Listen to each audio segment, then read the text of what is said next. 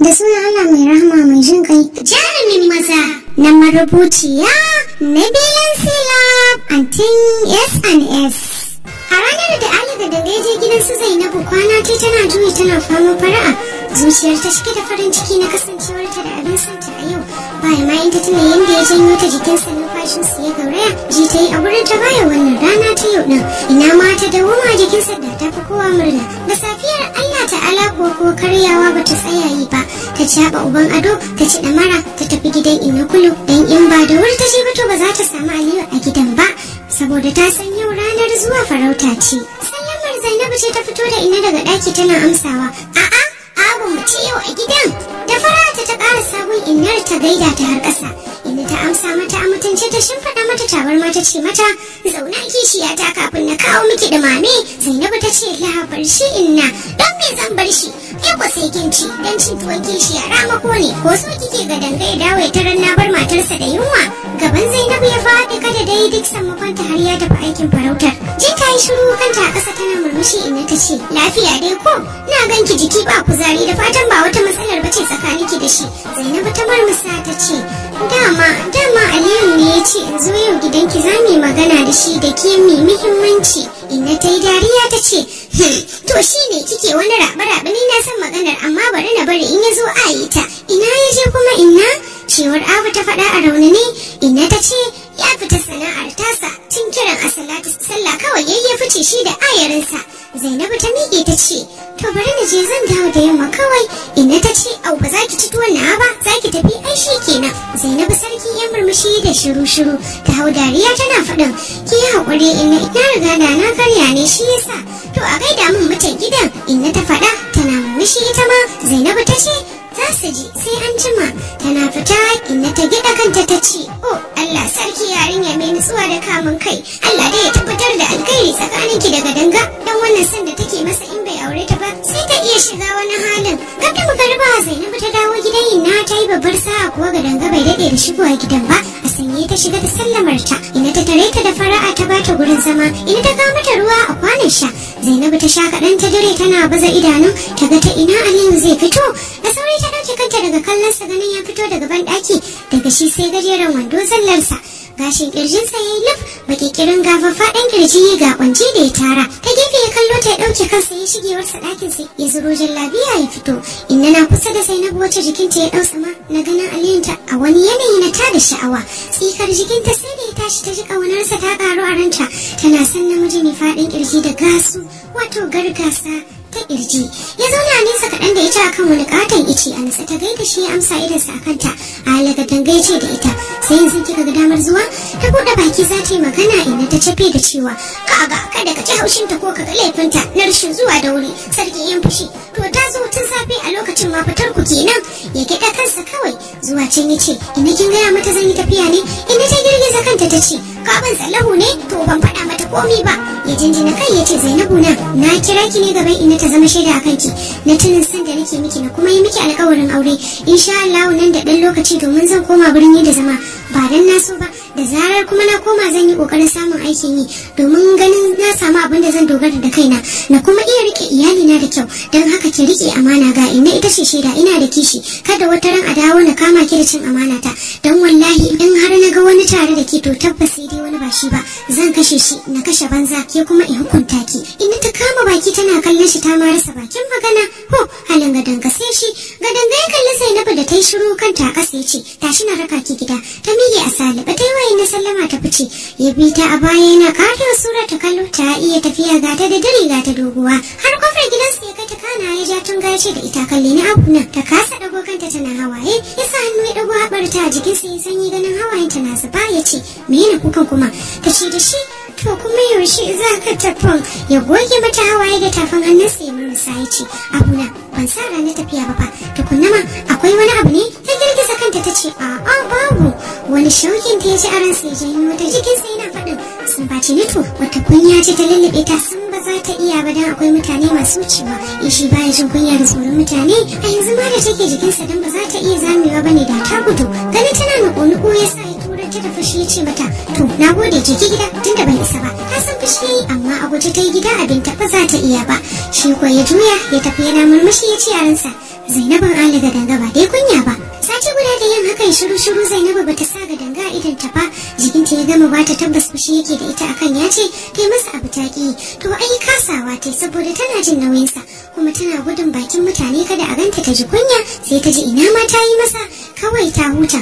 Dan rashin Aliyunta ba karamin gashin kuma bane a kunta. Ta je unguwar gidan su kawarta Atika amma bata samu ganin Aliyun ba. Ta san yana son ta kawai muskilancinsa ya fi gaban komi, yana kuma basarwa ne dan ya san shi din mai kyau ne kuma wanda ya kai a soshin. Tun asalin mafarin soyayyarsu ba shi ya ce yana son ta ba, ita ta fara kamuwa da sansa. Ali Gadanga bai taɓa furta yana son wata ɗiya mace a ƙauyen ba, ita ma an sha gwagwarmaya kafin ya amsa tayin soyayyarta a dalilin abokinsa Sunusi yayin ƙawarta Atika da ya ta kai komo a lamarin na yadda Zainabun ta shiga a kansa ta koma abin tausayi. Da yake kuma Zainabu mai kunya ce da kuma biyayya, sai ta rinjaye shi da suka haɗu a ranar farko ya karɓi tayinta. Tabbas a yadda take son Aliyu za ta iya jure komai don ta ga ta same shi. A ranar kwana na 10 da ta yi na rabanta da ganin Aliyu tun bayan zuwan da yi mata, ta ko wanke kafafuwanta ta yi karfin halin nufar gidan innarsa kawai, tunda innar ta san da soyayyarsu gara ta je ta gaya mata ko ta saka baki a wuce fushin da ake da ita. A hanyarta ta zuwa gidan su Gadangar ne ta ga wani dan nacin saurayi da yake leƙe mata, tana nuna masa iyayya. Ba dan unguwar bane amma yakan shigo ta jefi shi da abokansa. Unguwanninsu suna makwabtaka ne, sunansa Amadi. Ganin sai sa ta haɗa ranta ta ƙara sauri don ta wuce shi amma ina sai da ya cin mata. Ya sha gabanta ta kauce ya fi sau 3, tamkar ta saka hannu aka ta yi kuka ganin yadda ake kallon su. Ita ba komai take jin takaicinsa ba, mummuna ne shi, gashi baki gajere kuma gashi da taurin ransiya da kuma neman wa kansa magana. Kuma ko ya san yana dan taɓa shaye-shaye da dabanci. Ta shamar ta tsaya cak, ba ta da niyyar magana ma, sai kanta da ta juyar gefe ba ta son ta kalle shi, ranta a ɓaci matuka. Ya murmushi yana shafa ɗan munafikin gemun da ya tsayar kamar na bansuru. Yan mata ba magana ne, haba Zainabu mai tagwayen suna, kin san ina son ki kamar in mutu amma kike basarwa. Ya kike so ne ko so kike son ki karni? Ba ta magana ba dai, ba ta magana ba dai, ko kallo bai ishe ta bai ci gaba. Gaskiya ba ni barin ki, sai kin gaya min da bakin ki matsayina. Ta nuna shi da yatsa, ba ni guri na wuce ko ka ga rashin mutunci. Ya shege da dariya ce hakan nake so ai, ko me zaki ban matsawa wallahi har sai kin gaya min kina so na, ko kuma ki yi dariya dan ko za mu kwana a nan tsaye ba zan matsa miki ba, dan ko baki min ɗaya daga cikin su ba to wallahi zan rungume ki a gaban jama'a. Gabanta ne ya faɗi, yau ta shiga uku, gashi layin suka dangane ya kenan za ta tasira. Ba ta son wani ya gani ya je gaya ga danga, ba ta da amsa ba kuma ta da zaɓi, sai na ta yi dabara kawai ta zaɓa ɗaya dan ya bar ta kawai ta wuce. Take cikin kissa da dabara ta hau yaƙi tana cewa ina son ka man Ahmadi, ya ma za a yi naƙika, ka yi wa Allah ne dai ka bani hanya, sauri nake a kina aka yi fa. Jin ta yi ɗaya daga ciki kuma ta faranta masa rai da daɗaɗɗen kalamanta ya sa ya bata hanya da sauri ta wuce da saurin, yana dariya shi ma. To na ji na gode masoya ta, je ki a kiki zan zo zance gida. Da sauri ta wuce shi tana godiya ga Allah da bai bata kunyar ba. Tabbi jan Allah sarki Zainabu Abu mai tagwayen suna, ko kun san tausayi ta bani na ganin yadda na hango Ali Gadanga can ƙarshen layin sai na hango komi daga nesan da yake zuwan sa kenan wurin idan sai nuna masa Zainabun sa na yi wa wani fara'a, suna taɗi cikin nishaɗi haka zuciyarsa ta bashi. Wato hira ta daɗi kenan, shi ɗan ya ta masa kiɗa da zuga a kunne, wato tun kafin ma ya bar ƙauyen ta canza shi. Lallai mata sai a bar su, ashe yaudararsa take. Tabbas yau zai yi maganin ta kafin ya je ga ɗan iskan nata. A fusace ya shiga cikin gida, inna tana tsakar gida tana tankaɗe, sai ganin dawowar Gadanga ta yi cikin yanayin ɓacin rai. To bawa kuma ya taɓo alin mazan fama, Gadanga kusar yaƙi. Me ya faru Gadanga? Ta tambaye shi, bai ba ta amsa ba sai ya wuce ta kawai ya shige ɗakinsa. Ta miƙe tsaye ta bar tankaɗen don ta san ba kalau ba. Ta yi tsaye tana jiran in ta gan shi ya fito da makami, to tabbas wani ya taɓo mata shi a waje. Faɗa ne zai tashi kenan, aiko dai ba za ta bari ba, za ta ƙwace in ya fito da shi ɗin. Sallamar da Zainabu ta yi ne ya dawo da hankalinta gunta, ta amsa mata tana mata lale marhaba. Suna cikin gaisawa sai jin ta yi Gadanga ya fito da wayar wuta ya hau dukan Zainabu ta ko'ina. Zainabu ta wa ihu tana neman ceto, inna ta rikice tana ƙoƙarin yin ceto ana haɗawa da ita. Da ƙyar ta finciko Zainabu ta kai ta ɗakinta tana cewa yau na shiga uku da mugun yaro zai kashe 'yar mutane. Ta kai ta ɗakinta tana rarrashinta, ki yi shiru kada makwabta su ji su shigo sai gumi. Me kika yi masa ne Abu?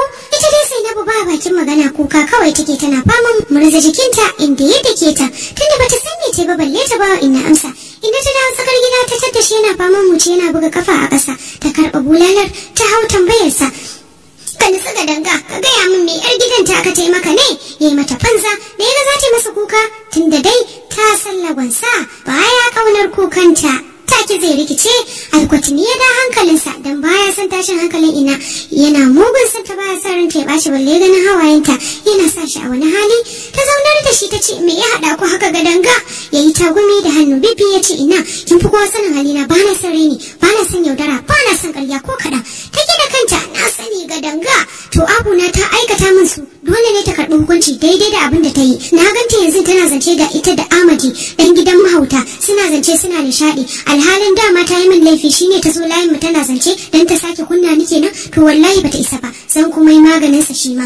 Kafin ina ce magana sai ga Zainabu ta fito daga ɗakin tana zubda hawaye jikinta a sanyaye ta tawo a hankali ta wuce ina ta je gaban sa ta durƙusa cikin muryar kuka ta ce da shi kai haƙuri ka gafarce ni wallahi ban da niyyar yaudara ka ko kusa bana son Amadi shi yake bibiya ta yana takura min sosai na tsani maganinsa yanzu mataran hanya yayi wai ba zan wuce ba har sai na ce ina son shi ko in sakira in yi dariya kana yi ban guri wallahi ba da san raina na yi dariya ba dan ba yadda zan yi ba zan sake ba kai haƙuri.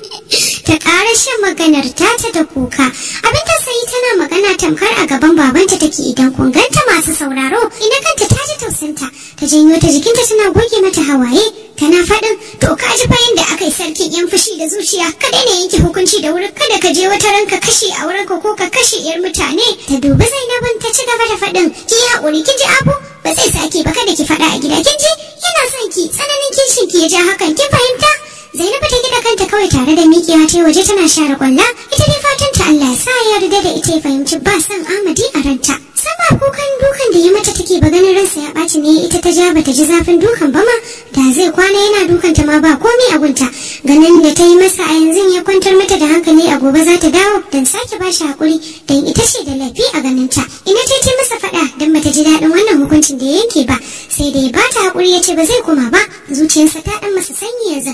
Idan ta ce da shi na ji to amma ka je an jima ka ba ta haƙuri tan yarinyar nan tana son ka ga dangaka ta da haƙuri ya gyaɗa kansa na ji zan je ina sai daga baya ya ji daɗi a ransa da tausayinta da ya sani ma ya hauyi yana tausaya wa Zainabin tasa tabbas zai je ban haƙuri amma ba Amadi zai gane kuransa a ransa ya ayyana sai ya huce a kansa dama akwai cikakkiyar gaba tunda to gashi ya kuma tsokano tsuliyar dodo. To masauraro a nan za mu dakata ta cikin wannan zazzafin littafi mai faɗakarwa da kuma nishaɗantar da ku masu sauraro wato jarumin maza na marubuciya Nabilan Silab wato Aunty S&S ta cikin wannan zazzafar tasha da muke karanto muku Signifro Novel TV wanda muke ƙara tunatar da ku dai masu sauraro akan ku danna mana subscribe, liking da comment tare da lasa alamar ƙararrawar sanarwa domin samun sababbin shirye-shiryenmu da zarar mun ɗora. Mun gode.